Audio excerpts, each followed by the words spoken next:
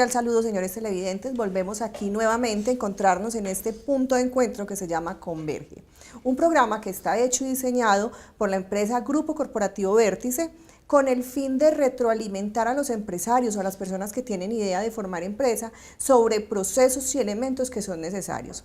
Hoy vamos a tener un programa muy interesante, no solamente para el empresario, se va a volver un insumo vital, un insumo muy importante para padres de familia e instituciones educativas. Y para ello vamos a contar con un invitado muy especial. Démosle una cordial bienvenida al señor Óscar Chaparro, sociólogo de profesión, que nos va a tratar un tema muy interesante y vamos a abordar ese concepto de lo que es el recurso humano y todas las implicaciones y complicaciones que tiene el recurso humano en el sector empresarial. Pero para tener un punto de partida sobre la problemática que se está evidenciando hoy en día en el sector empresarial, debemos irnos un poquito más atrás a lo que está sucediendo.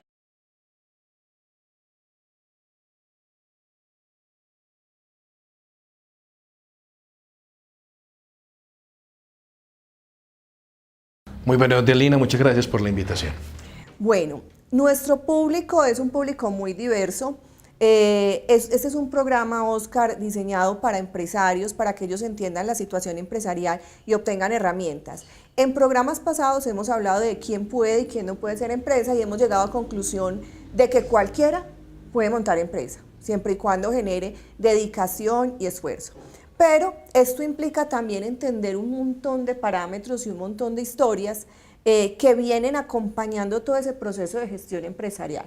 Y dentro de ellos el tema del recurso humano, diríamos que es uno de los ejes centrales del desarrollo social y el desarrollo organizacional y empresarial. Pero ¿quiénes más son ese recurso humano que las personas del común y corriente? Que ese chico que está en el colegio o el que está en la universidad o el mismo padre de familia. ¿Cómo podemos comprender todas estas situaciones que se están presentando en el entorno empresarial a partir de esa adolescencia, de esa juventud y de esa niñez que hoy en día es tan diferente? Bueno, me parece importante iniciar con que cuando hablas del tema del mercado, hablar del mundo laboral, pues obviamente las personas ya están llegando también mucho más jóvenes a este mundo laboral. Y uno de los elementos es que a veces sí tenemos muchos programas formativos, muchos elementos en la parte de formación y capacitación, pero a veces desconocemos los contextos en los que se están moviendo los jóvenes.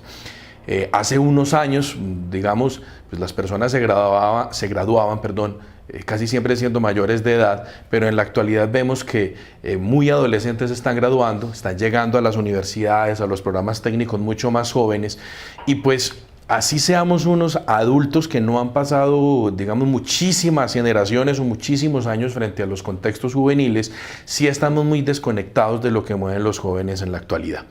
Me parece importante cuando hablamos de estos temas, hablar específicamente de lo que conocemos como culturas juveniles, tribus urbanas o subculturas urbanas.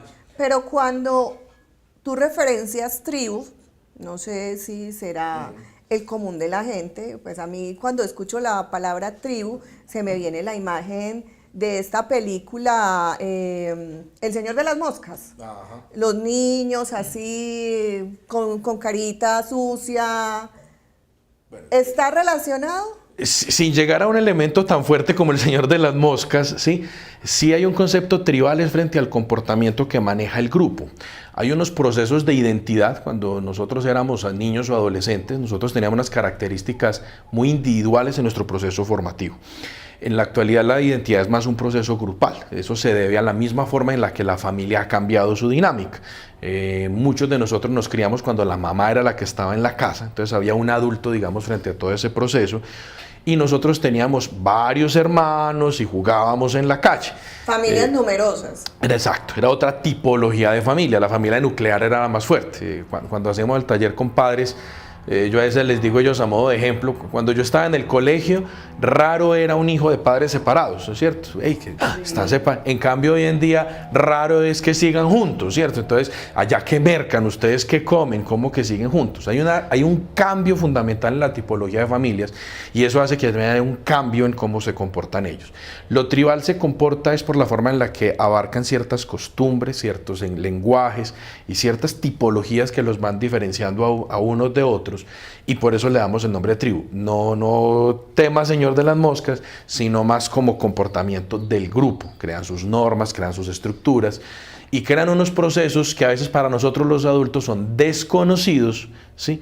Y creemos que es que están en vainas raras, y no, todos hemos pasado por esos Pero elementos. cuando tú nos hablas de identidad de ese grupo, entonces de alguna manera podríamos asumir que la identidad del individuo no se construye tanto en la familia, sino dentro de su entorno social. Hoy en día hay una influencia enorme de ese entorno social, y hay una característica, digamos, que tiene que también llamarse a colación, y es que en ese proceso de identidad actual, o como lo estamos trabajando, pues claro, el padre o la madre de familia llegan cansados, entonces a veces es mucho mejor el niño que está pegado al televisión de la PlayStation y pues me permite a mí descansar. Que entonces, ya tienen celular desde los 3 años. o más chiquitos, porque O antes. ¿sí?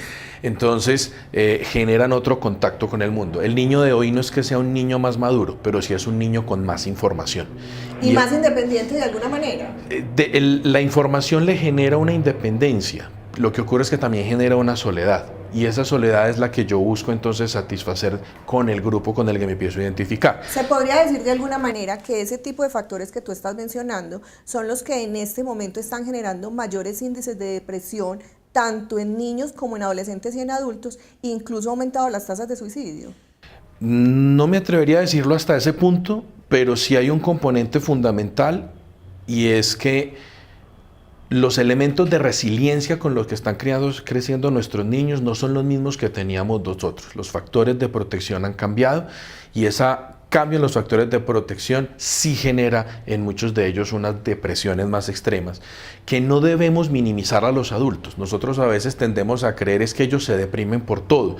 Y sí, pero es que no les estamos dando las herramientas para defenderse de ese todo que nosotros sí teníamos. Ellos tienen otros elementos de protección distintos, abarcan de una manera distinta los problemas, y cosas que para el adulto son mínimas, para ellos son gigantescas. Para los niños. Para el niño. Y ese no tener con qué, esas herramientas que me permitan a mí afrontar esas realidades, pues son las que me colocan en una situación distinta. Entonces, el tema del suicidio, que es un tema que lamentablemente no hemos abordado fuertemente en nuestra ciudad, es un tema mucho más complejo, porque digamos esa es como la última fase a la que llega una persona en una depresión absoluta.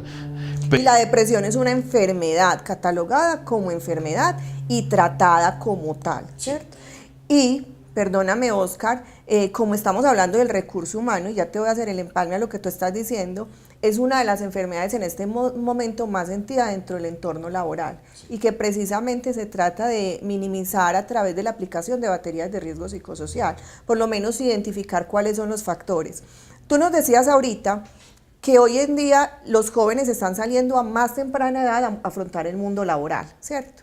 De pronto esa cantidad de dificultades o esa interacción dentro de esas tribus, o esos componentes sociales de los que tú nos están hablando, son los que están, digamos, generando el impacto laboral en ese momentico en las empresas, con problemas de deserción laboral, donde no hay estabilidad, donde las personas ya no se sienten capaces de durar más de 6 meses o de 1 año en una sola empresa, sino que sienten la necesidad de estar navegando y saltando de empresa a empresa. Y también se empiezan a ver conflictos desde la parte comunicativa o desde la parte de la convivencia laboral. Ahí tocas varios puntos, y uno de ellos que se vuelve crucial, y lo estás ahí tocando asertivamente, es esa enorme diferencia que existe entre lo que el joven está esperando hoy del mundo laboral y lo que realmente está ofreciendo. Nuestro esquema de formación, a nosotros nos decían estudie para que tenga un trabajo, ¿sí? Y ese estudio para que tenga un trabajo pues nos prepara de una manera diferente. Nosotros teníamos una formación en disciplina mucho más fuerte, en que hay que acatar las cosas a veces más allá de lo que sea el proceso de felicidad de uno. Nosotros hoy tenemos a unos jóvenes que los formamos diciéndole sea feliz, sea feliz, sea feliz. Llegan a sentarse en un sitio de trabajo, no se sienten felices, no se acomodan y sencillamente lo dejan. Lo dejan no por el proceso de identidad dentro de la tribu urbana, lo dejan por lo que les estamos enseñando, que es el proceso de identidad personal, ¿sí? Aparte de eso, pues nosotros éramos de familias más grandes. Tú te graduabas del colegio y te decían, bueno, o trabaja o estudia o qué vas a hacer. Me tocaron familias ya chiquitas, pero sí conocí familias de 25 más hijos. Entonces era, bueno, usted tiene que empezar a producir para que esto funcione. En cambio hoy vemos en muchas familias, no en todas, donde la misma mamá o el papá le dicen al hijo, pues no se mate, ¿qué le hace falta aquí? Quédese aquí tranquilito, ¿cierto? Sí. Ese quédese aquí tranquilito, ese no se mate, pues hace que ellos también se sientan respaldados y digan, pues me aburría ya, simplemente lo dejo tirado. No hay estabilidad en todo. Exacto, pero es desde la misma forma en la que estamos a veces dándole la instrucción desde la casa. Podríamos decir entonces que la inestabilidad laboral está ligada directamente con una inestabilidad emocional. Sí. Completamente. Podríamos decir. Y que esa inestabilidad emocional no tiene origen en las empresas, tiene origen en la historia y digámoslo así, en el desarrollo individual de cada empleado. De cada persona, cómo lo educamos, cómo viene su proceso educativo del colegio, cómo le decían en las casas, y eso hace que simplemente sienta un respaldo para decir dejo el trabajo tirado, o estoy haciendo esto de escampadero. No, pues si me aburrí simplemente me voy, igual en la casa yo estoy viviendo. Y nosotros vemos casos hoy donde, va a decir aquí algo que no es mi campo porque no soy psicólogo, pero la adolescencia se nos está alargando, ¿sí? El tiempo de permanencia también dentro de las casas, es mucho más común ver hoy hombres o mujeres de más de 30 años viviendo todavía en la casa, el papá 40. Y la mamá, el bombril como le decían a modo de chiste, ¿sí? Y eso es lo que genera que obviamente tengamos todos estos procesos de inestabilidad también en el trabajo. Muy bien, Oscar, ese tema creo que está muy interesante y para que el recurso humano pueda entender cómo abordar ese modelo de incentivos que nos exigen hoy la norma y que obviamente garantice, creo que necesitamos entender qué es eso de las tribus juveniles. Vamos a un corte de comerciales y ya venimos para que nos expliques ese tema.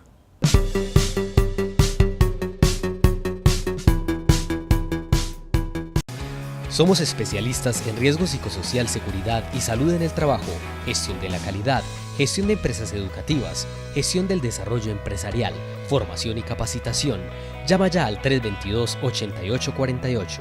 Vértice, Revolución Corporativa. Señor empresario, su negocio necesita asesoría en riesgo psicosocial, seguridad y salud en el trabajo para tener un cumplimiento legal y normativo. Evítese sanciones.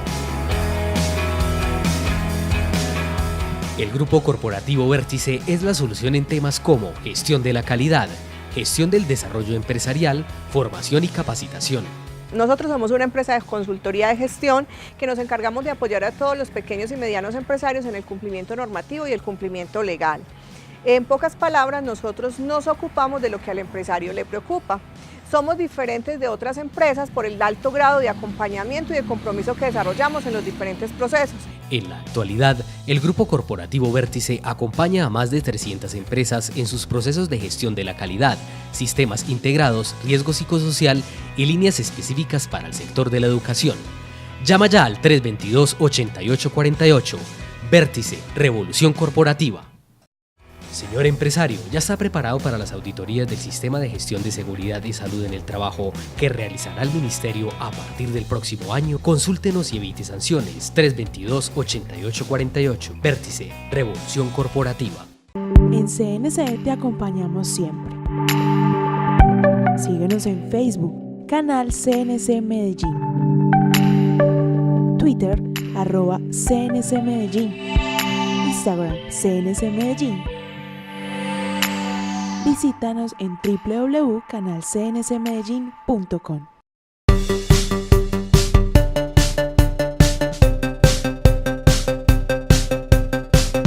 Continuamos acá entonces con este tema tan interesante. Tener empresa es posible desde todas perspectivas, independientemente del nivel de formación que nosotros manejemos, independiente a la cantidad de recursos, porque hemos visto empresas y vamos a tener la posibilidad durante todos estos programas de conocer muchísimas historias empresariales, de mujeres, de hombres, de jóvenes, personas mayores. A cualquier edad es posible, independientemente del nivel de formación. Pero es muy importante para que un proyecto de empresa sea exitoso, conocer esa cantidad de variables que involucran este proceso. Y hoy estamos trabajando un tema de vital importancia, digamos que una columna vertebral del esquema empresarial, y es el recurso humano. Decíamos entonces que para poder entender ese recurso humano debemos entender el origen de la problemática que está viviendo hoy en día las empresas en los procesos tanto de selección como de deserción de su recurso humano. Esa fluctuación, digámoslo así, de las personas que entran a la empresa muy jóvenes, pero que ya no quieren hacer lo que hacían nuestros padres y los abuelos, de literalmente morir en esa empresa. Óscar, cuéntanos entonces qué es eso de tribus juveniles, qué son, cuáles son, cómo las conozco. Es importante entender que no es un concepto nuevo. Siempre han existido las culturas juveniles. Culturas juveniles siempre son un proceso de identidad. Cuando nosotros estábamos en la adolescencia, pues éramos metaleros, punqueros, rockeros, ¿sí? Había un grupo específico. Cuando nuestros padres eran jóvenes, pues fueron hippies, agogó, ayeye, scooters, o sea, siempre ha existido un proceso. ¿Dónde se genera un proceso en masa? En el momento, tú recuerdas cuando teníamos las parabólicas, ¿no? La primera vez que llega la televisión por parabólica, que hoy se llama cable o satélite. Cuando llega el proceso de la televisión, pues obviamente empieza a entrar un proceso distinto de información a todos los jóvenes, y esta masificación, o sea, era una manera de ver de una manera, perdón la redundancia, muy global lo que ocurría en todas partes del mundo. Solo comprender el televisor uno estaba enterado de un montón de cosas. Entonces empiezan a llegar muchos movimientos que ya existían. Voy a dar un ejemplo. Jóvenes o personas que montaran patineta existían toda la vida, pero que se llamaran skate, pues obviamente empieza a ser ya en un modelo cuando empiezan los deportes extremos. Bueno, ¿y qué hace de pronto que se genere esa transición, digámoslo así, de dejar de ver, en el ejemplo que estás poniendo, las patinetas como un simple deporte y empezarlo a ver como una cultura? Porque se generan cuatro cosas. Siempre alrededor de un proceso de identidad en los jóvenes hay cuatro elementos fundamentales que entran. El primero, y perdón, voy a hacer aquí un símil, una comparación, es la forma de hablar. Hay un léxico específico, tienen su jerga, ¿sí? Entonces están desde los que hablarán muy así, muy shishas, muy cierto, a los que hablan pues como si tuvieran algo en la boca caliente, ¿sí? Entonces tenemos que pronunciar diferente. O sea, hay una forma de hablar que tiene su lenguaje, su tono y sus palabras. O sea, que vemos varios elementos que componen, digamos así, las características de las tribus. Exacto. Estamos hablando del lenguaje. Uno, forma hablar. Segundo, la forma de vestir. La forma de vestir, los colores incluso. La pinta, las marcas, los colores, qué combino, cómo lo combino inclusive. ¿Y qué pasa si usted como empresario en la entrevista le llega a alguien con esas características específicas? Pues lo simpático es que, y ahí entra un punto clave, en el colegio no se les puede, abro comillas, decir nada, pues porque estamos hablando de que es un proceso de identidad y desarrollo de la personalidad. Y cuando llegan al mundo del trabajo, qué pena, Lina. No, sí. Dale, sigue, es que estás tocando un punto crucial. Claro, entonces cuando llegan al mundo del trabajo, que en muchas ocasiones en el colegio no se hace esta transición, o en muchos institutos técnicos tampoco, pues entonces, no, es que aquí hay un uniforme, no, es que usted no se puede poner esa areta, no, que pilas con este piercing o con el tatuaje. Y entramos en unas vainas que nunca a ellos se les explicó cómo funcionaba o qué afectación iba a tener.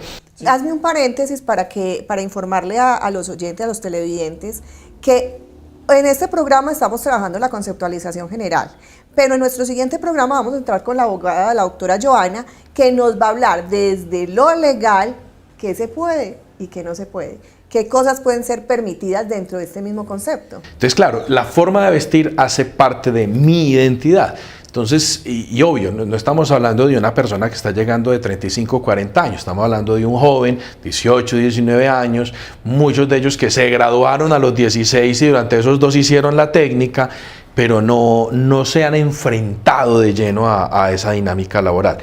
Que ven por internet que el mundo funciona de una manera, pero el mercado laboral funciona de otra. ¿Sí?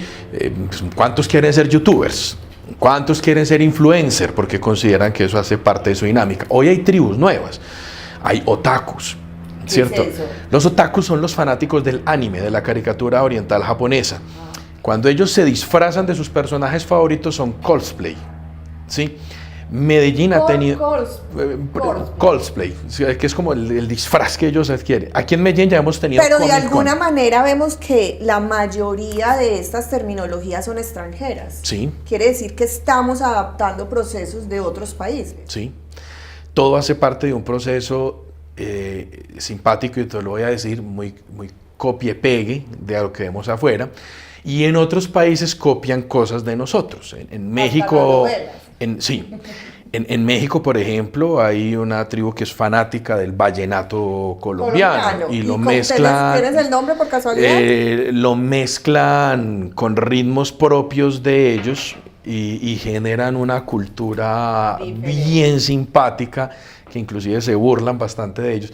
Es que, te digo, Lina, si fuéramos a coger cultura por cultura, te daría para hacer cientos de programas. O sea, solo Medellín puede tener más de 100 tribus urbanas y culturas juveniles identificadas. Desde las alcaldías hay diferentes espacios, usted los ve. Ellos interactúan, comparten, crecen, tienen puntos de encuentro, generan sus conciertos. Todavía hay metaleros. ¿Sí? Y voy a dar solo un ejemplo con el metal. Solo el metal tiene más de 108 clases o géneros internos. ¿Sí? La misma tribu tiene subdivisiones. Sí, black metal, death metal, heavy metal. Entonces, el que no es metalero no conoce ni siquiera qué se mueve dentro de cada esquema. Pero, Oscar, ¿qué pasa entonces con esa dualidad social? Que cuando estoy en el colegio digámoslo así, me educan con unas reglas, con unas normas, en el hogar se evidencian otras normas, y cuando llego al mundo empresarial encuentro un mundo totalmente diferente. Ese es el tema que ha intentado abarcar la educación técnica laboral, pensaría yo. La universidad no lo he sentido en la misma línea. De poner a conversar el mundo del trabajo con el mundo del joven. Y la verdad es que no se ha logrado, digamos, un diálogo, porque el mundo del trabajo, que tiene unas normas de acuerdo a lo que la empresa dicta o diga el dueño de la empresa, ¿sí?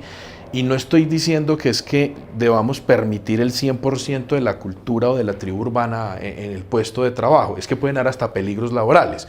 Si yo tengo pelo muy largo y unas colas, si estoy trabajando con máquinas y herramientas, pues obviamente, exacto, pues obviamente hay una serie de normas de higiene que yo tengo que empezar a cumplir. O sea que las normas empresariales no van en contravía del desarrollo individual. No van para nada, pero no estamos haciendo ese proceso de empalme, de por lo menos el de recursos humanos, puede que el empresario no, pero el de recursos humanos, saber qué se está moviendo en este mundo juvenil, cómo lo puedo traer. Hombre, es que tengo mucha rotación de personal, pero ¿qué es lo que hacen que roten? ¿Qué es lo que hace que se aburran?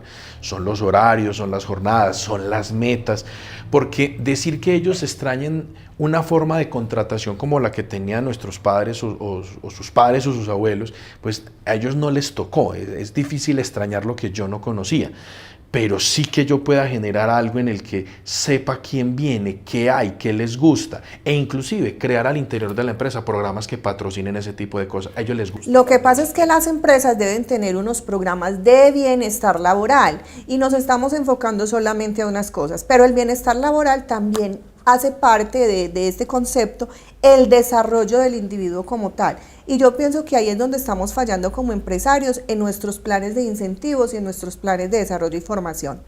Este programa creo que ha sido muy interesante y apenas lo estamos como así tocando.